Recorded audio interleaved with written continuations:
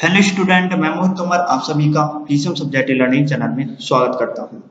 दोस्तों, आज की इस वीडियो का जो हमारा टॉपिक है वह है वियोजन अपक्रिया। तो दोस्तों, आज की इस वीडियो में मैं आपको वियोजन अपक्रिया के बारे में बताने वाला हूं कि वियोजन अपक्रिया किसे कहते हैं और वियोजन अपक्रिया में जो रासायनिक समीकरण बनते हैं वो कैसे बनती हैं। तो दोस्तों, वीडियो शुरू करने से पहले आप सभी से रिक्वेस्ट है, यदि आपने अभी तक हमारे चैनल पीसीएम सब्जेक्ट लर्निंग को सब्सक्राइब नहीं किया है तो दोस्तों सब्सक्राइब कर दीजिए तथा उसके आगे की बेल आइकन भी प्रेस कर दीजिए, ताकि दोस्तों जब भी मैं नई वीडियो अपलोड करूं उस वीडियो की नोटिफिकेशन आपको सबसे पहले मिल सके। तो शुरू करते हैं दोस्तों आज की इस वीडियो को।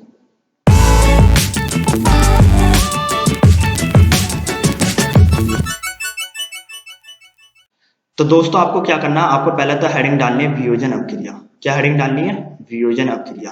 पहले तो दोस्तों आप वियोजन अपक्रिया के बारे में समझ लीजिए कि वियोजन अपक्रिया किसे कहते हैं साधारण भाषा में।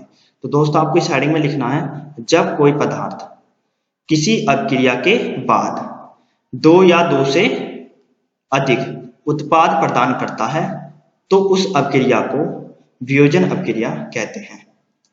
तो दोस्तों, आपको समझ में आ गया होगा वियोजन अपक्रिया किसे कहते हैं। मान लीजिए दोस्तों, मेरे पास कोई पदार्थ है और वह पदार्थ किसी रासायनिक अपक्रिया में भाग लेता है और रासायनिक अपक्रिया में भाग लेने के बाद वह पदार्थ दो या दो से अधिक उत्पाद प्रदान करता है तो दोस्तों उस अपक्रिया को हम क्या कहेंगे? वियोजन अपक्रिया कहेंगे। क्या कहेंगे दोस्तों? वियोजन अपक्रिया कहेंगे। तो दोस्तों, आपको वियोजन अपक्रिया के बारे में पूरी तरह अच्छे से समझ में आ गया होगा। अब दोस्तों, आपको वियोजन अपक्रिया रासायनिक समीकरण के माध्यम से समझाता हूं कि वियोजन अपक्रिया कि जो रासायनिक समीकरण है वो बनती कैसे है और उससे आपको वियोजन अपक्रिया अच्छे से समझ में आ जाएगी। तो दोस्तों, आपको क्या करना है, आपको पहले तो उदाहरण डालना है। क्या हेडिंग डालनी है दोस्तों? उदाहरण। तो दोस्तों, उदाहरण में जो हमारी पहली समीकरण है वह है CaCO3, जिसे हम चूना पत्थर कहते हैं। क्या कहते हैं दोस्तों? चूना पत्थर। सूत्र क्या है चूना पत्थर का? CaCO3। और इसकी जो रासायनिक अपक्रिया है वो ऊष्मा की उपस्थिति में हो रही है। किसकी उपस्थिति में हो रही है? ऊष्मा की उपस्थिति में। तो जब दोस्तों हमने CaCO3 की रासायनिक अपक्रिया ऊष्मा की उपस्थिति में करी तो दोस्तों हमारे दो उत्पाद प्राप्त हुए। हमें क्या प्राप्त हुए? दो उत्पाद। पहला तो है दोस्तों CaO, जिसे हम बिना भुजा चूना कहते हैं, साधारण नाम है इसका। और रासायनिक नाम क्या है? Calcium oxide. क्या है दोस्तों? Calcium oxide. दोनों नाम आपको पता होने चाहिए। और दूसरा जो हमारा उत्पाद प्राप्त हुआ था वो था CO2, जिसे हम दोस्तों कार्बन डाइऑक्साइड गैस कहते हैं। मैंने यहाँ लिख भी रखा ब्रैकेट में जी। जी का मतलब गैस। ठीक है दोस्तों। अब दोस्तों, आप कह रहे होंगे कि चूना पत्थर की रासायनिक अपक्रिया ऊष्मा की उपस्थिति में करने पर हमें दो उत्पाद कैसे प्राप्त होंगे, हमें कैसे पता लगेगी कि कैसे दो उत्पाद बने हैं। तो दोस्तों, मैं आपको ये बात रासायनिक समीकरण के माध्यम से समझाता हूं। देखिए दोस्तों, हमें क्या दे रखा? हमें दे रखा CaCO3। क्या दे रखा दोस्तों? CaCO3, जिसे हम दोस्तों चूना पत्थर कहते हैं। क्या कहते हैं दोस्तों? चूना पत्थर। और दोस्तों, इसकी अपक्रिया किसकी उपस्थिति में करी है? ऊष्मा की उपस्थिति में। किसकी उपस्थिति में दोस्तों? ऊष्मा की उपस्थिति में। देखिए दोस्तों, जब हम CaCO3 की रासायनिक अपक्रिया ऊष्मा की उपस्थिति में करेंगे, एक तो दोस्तों देखिए हमारा निकलेगा C और O3 में से दो O निकल जाएंगे। O3 में से कितने O निकलेंगे? दो। पहला तो हमारा ये बीच वाला C निकल गया, तो C निकाल दीजिए। ठीक है दोस्तों। फिर जो O3 है ना, इस O3 में से हमारे O2 निकल गया। क्या निकल गया दोस्तों? O2 निकल गया। वो किसके साथ चला गया? C के साथ चला गया। तो हमारा क्या बन गया? CO2 बन गया। क्या बन गया दोस्तों? CO2, जिसे हम कार्बन डाइऑक्साइड गैस कहते हैं। अब दोस्तों हमारे पास क्या बचा? अब हमारे पास बचा एक Ca। क्या बचा? Ca। तो Ca लिख लीजिए। और दोस्तों हमारे पास क्या बचा? भाई तीन ऑक्सीजन में से O3 में से O2 तो हमारे निकल गया। अब तो एक ही ऑक्सीजन बची, तो इस एक ऑक्सीजन को Ca के साथ जोड़ लीजिए, तो हमारा क्या होगा? CaO हो गया। दोस्तों क्या होगा? CaO, जिसे हम कैल्शियम ऑक्साइड कहते हैं। क्या कहते हैं दोस्तों? कैल्शियम ऑक्साइड कहते हैं। तो दोस्तों आपको समझ में आया कि CaCO3 की जब हमने रासायनिक अपक्रिया ऊष्मा की उपस्थिति में करी तो हमारा CaO और CO2 कैसे निकला? CaO कैल्शियम ऑक्साइड और CO2 कार्बन डाइऑक्साइड। तो दोस्तों आपको समझ में आ गया होगा। दोस्तों इसी प्रकार का हमारा एक और उदाहरण है। हमारे पास देखिए एक पदार्थ है 2H2O। क्या है दोस्तों? 2H2O। दोस्तों आप जानते हैं कि H2O को हम क्या कहते हैं? जल कहते हैं। तो दोस्तों जब हमने 2H2O में विद्युत धारा प्रवाहित करी, क्या प्रवाहित करी दोस्तों? विद्युत धारा प्रवाहित करी, तो दोस्तों ये जो हमारा पदार्थ था ये हमारा दो उत्पादों में टूट गया। किसमें टूट गया दोस्तों? दो उत्पादों में। पहला तो दोस्तों हमारा 2H2 और दूसरा दोस्तों हमारा O2। दोनों ही क्या है दोस्तों? गैस है। क्या है दोनों? गैस है। H2 को दोस्तों हम हाइड्रोजन कहते हैं, O2 को हम दोस्तों ऑक्सीजन कहते हैं।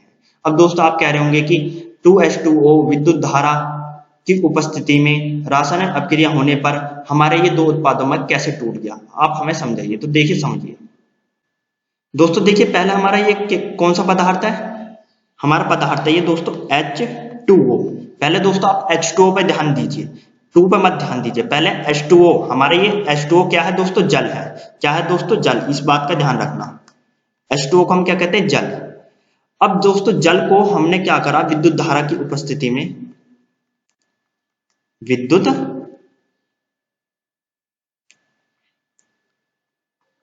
धारा की उपस्थिति में क्या करिए? इसकी रासायनिक अपक्रिया करिए।